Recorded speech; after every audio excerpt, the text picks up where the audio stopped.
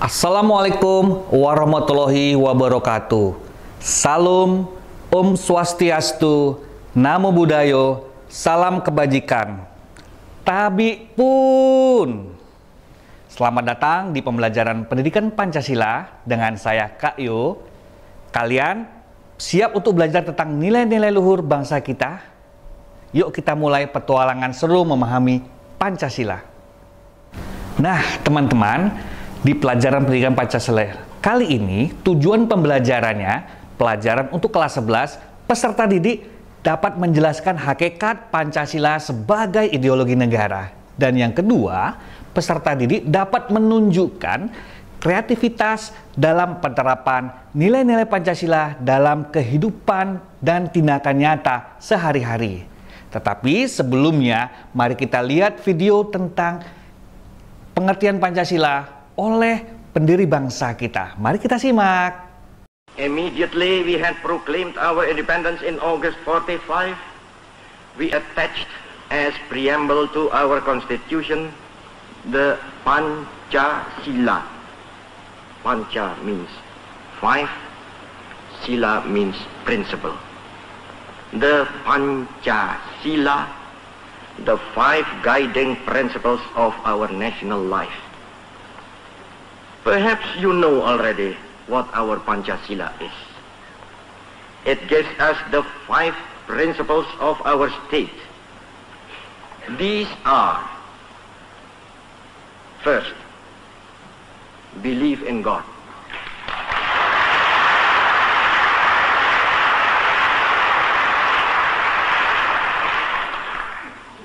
Second, nationalism. Third,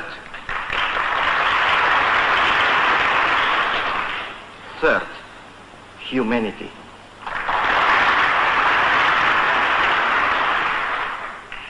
Fourth, democracy.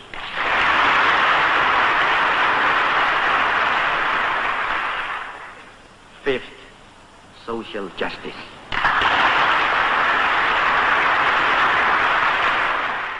Secara etimologi, Pancasila adalah dasar negara Indonesia, ya. Dan Pancasila ini berasal dari bahasa Sanskerta, yang artinya Panca itu adalah 5, sila adalah dasar. Dan Muhammad Yamin mengatakan bahwa Pancasila terdiri dari 2 kata juga. Nah, Pancasila ini adalah dari Kitab Sota Soma, ya, yaitu golongan yang memiliki kewajiban moral yang berbeda. Ajaran-ajaran moral tersebut ada dalam Dasasila, Saptasila, dan Pancasila.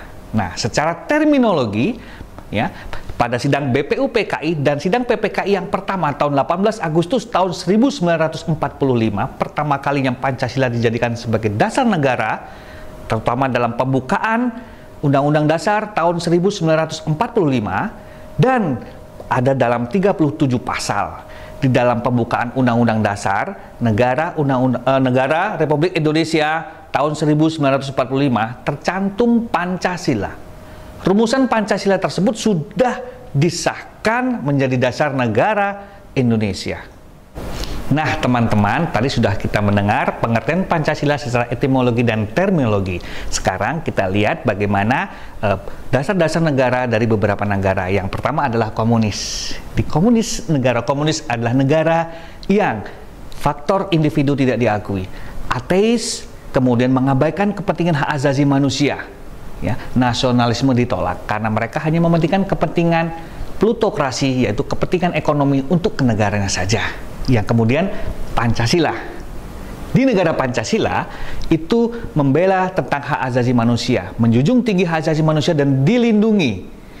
Ya, kemudian musyawarah untuk mufakat, voting, tidak adanya diskriminasi, kemudian adanya oposisi dan pemilihan secara langsung berdasarkan asas-asas kelima dasar Pancasila. Dan yang ketiga, liberal. Nah, liberal ini adalah paham di mana hak individu lebih agung daripada hak segalanya.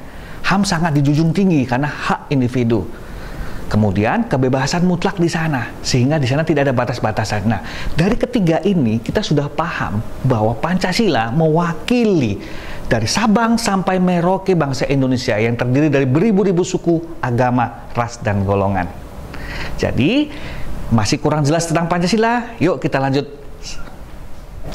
Nah, teman-teman, sekarang kita lihat Pancasila di antara ideologi dunia, di mana ada politik bebas, yaitu politik yang membebaskan semua rakyatnya dengan adanya liberalisme.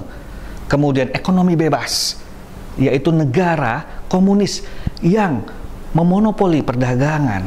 Kemudian kontrol ekonomi, di mana semua barang harga dikontrol oleh negara, tidak boleh bebas penjualan. Dan kontrol politik, semua politik diatur. Tetapi Pancasila berada di tengah-tengah dinamika ideologi dunia. Pancasila tetap kuat walaupun banyak sekali pengaruh dari bermacam-macam politik, dinamika, dan ideologi negara dunia. Apalagi sekarang, sudah zaman semua masuk. Sehingga budaya kita luntur, tapi kita harus sangat bangga. Ternyata kita sebagai bangsa Indonesia, dengan ideologi Pancasila, budaya-budaya kita, kearifan lokal kita tetap kita gunakan. Teman-teman, nilai-nilai kebangsaan dalam Pancasila apa saja sih? Yang pertama, religius. Religius adalah takwa kepada Tuhan Yang Maha Esa. Nilai yang pertama adalah rendah hati, harga diri, dan lingkungan dalam status sosial. Alam dan sosial, harga diri, dan kerendahan hati. Yang kedua adalah nilai kerakyatan. Apa sih nilai kerakyatan?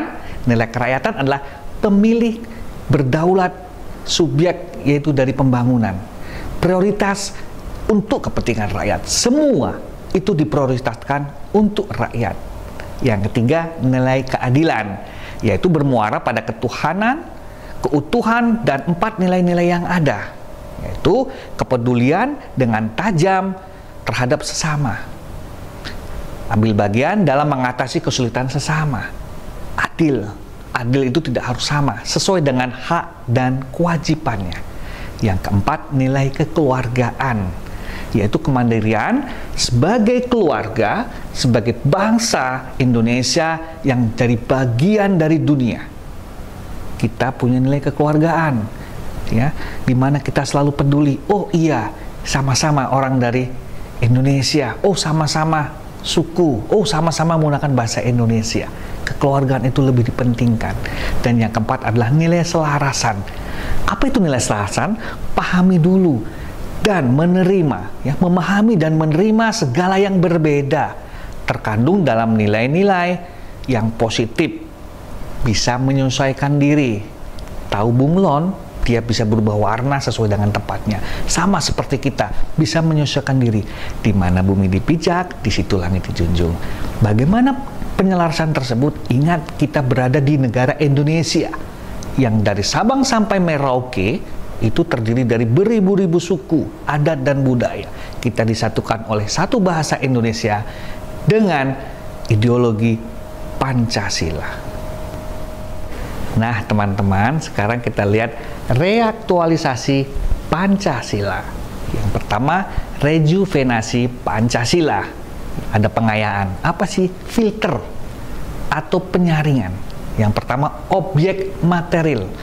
Apa itu objek material? Yaitu pendekatan historis. Sejarah, kita sama-sama dijajah Belanda, sama-sama dijajah Jepang, perasaan senasib, sepenanggungan. Sosiologis, Indonesia, secara sosial kultur kita punya budaya yang sama. Yang ketiga, politik. Indonesia adalah negara kesatuan, negara persatuan yang terdiri dari beribu-ribu pulau yang bersatu, yaitu yang disebut dengan negara maritim, karena negara Indonesia lebih luas daerah perairannya. Kemudian objek formil. Apa itu objek formil? Objek formil adalah pendekatan secara ilmiah, filosofi, dan ideologis. Ideologisnya kita adalah Pancasila. Filosofinya bangsa kita didirikan oleh para pendiri. Secara ilmiah, negara Indonesia tidak terbentuk begitu saja, tapi melalui perjuangan bangsa Indonesia yang sangat panjang. Nah, teman-teman, bagaimana implementasi Pancasila sebagai ideologi terbuka dalam menghadapi dunia era globalisasi ini? Yang pertama, memanfaatkan kemajuan teknologi informasi untuk menarik minat generasi muda tentang nilai-nilai Pancasila dan implementasinya. Contoh, sudah ada media sosial, ada YouTube, ada Instagram, ada Twitter, ada Facebook, dan segala macam media sosial yang digunakan oleh anak muda. Apa dari sini? Banyak nilai-nilai positif, video-video pembelajaran tentang bagaimana cara menolong orang, bagaimana rasa toleransi dan ikut andil dalam rasa kemanusiaan. Yang kedua, membumikan Pancasila melalui pendidikan atau pembelajaran berkesinambungan yang berkelanjutan di dalam kurikulum. Sudah ada pendidikan Pancasila. Nah, ketika ada pendidikan Pancasila, guru pembiasan baik dari mulai masuk kelas, senyum, salam, sapa, menghargai dengan orang yang lebih tua. Penghormatan ini adalah nilai-nilai luhur yang diturunkan oleh pendiri bangsa kita. Yang ketiga, membangun representasi sosial tentang Pancasila sebagai ideologi yang toleran, ideologi yang pluralisme, dan ideologi yang multikulturalisme. Ideologi toleransi, ingat Indonesia di Pancasila yang pertama, ketuhanan yang Maha Esa. Indonesia memiliki 6 agama yang diakui di Indonesia. Islam, Kristen, Buddha, Hindu, dan kepercayaan terhadap Tuhan yang Maha Esa. Indonesia tetap bersatu, saling menghargai. Yang keempat, internalisasi nilai-nilai Pancasila yang bermuara kepada pemahaman penerapan nilai-nilainya selaras dengan amalan agama. Indonesia adalah negara yang religius. Ketika ketemu dengan orang, kita wajib mengatakan senyum, salam, dan sapa. Setiap ada kegiatan apapun juga, kita pasti menggunakan budaya-budaya keagamaan. Semua religius, tidak ada yang tidak religius. Nah, kegiatan ini untuk menghadapinya itulah apa sih ya yang paling sangat kita banggakan adalah Mulang Tiuh dalam bahasa Lampung, dalam bahasa Indonesia pulang kampung, dan ini dilaksanakan pada waktu Hari Raya Idul Fitri. Semua orang dari berbagai agama pulang ke kampungnya. Kenapa, Pak? Karena disitulah libur panjang 7 hari, pulang bersilaturahmi, saling memaaf-maafkan, saling meminta restu. Ya, ini yang budaya yang sangat baik dan ini dilakukan hanya di Indonesia. Di negara lain belum tentu. Inilah bagaimana kita pembiasan-pembiasan baik oleh orang tua kita.